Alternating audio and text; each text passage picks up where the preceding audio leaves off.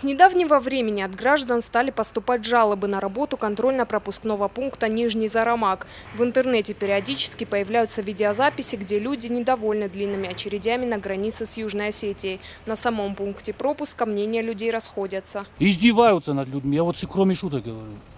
Вот с той стороны вообще едешь, грузовой машине никак нельзя проехать. Стоят, никакого порядка нет. Пробки постоянно бывают, по 2-3 часа стоят, с детьми, со всеми. Я не знаю, что там делают. Поток машин, наверное, большой.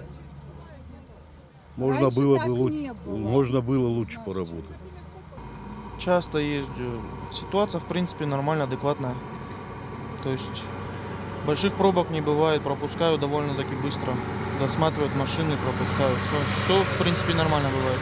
На границе действуют 2 полосы для легкового транспорта и 1 для грузового. В случае отсутствия фур задействуют и 3-ю линию. Пропускная способность пункта Нижний Зарамак – 300 автомашин в сутки. Сейчас КПП ежедневно проезжает более 1000 автомобилей. Это превышает норму почти в 3 раза. На пропуск одного транспортного средства уходит около 15 минут. Но за счет минимизации данного времени нам удается в большинстве случаев справляться с очередями и потоками. Также на пропуск, на скопление транспортных средств влияет реверсивное движение, которое сейчас действует через Рокский тоннель в связи с его реконструкцией.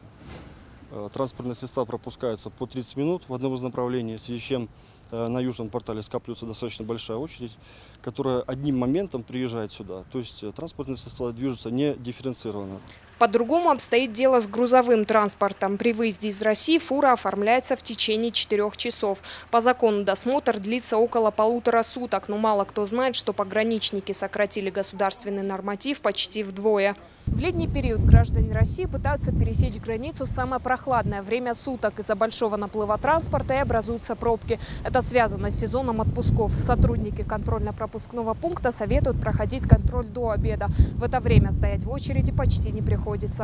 Тамила Хамицаева, Евгений Маркин, Осетия ТВ.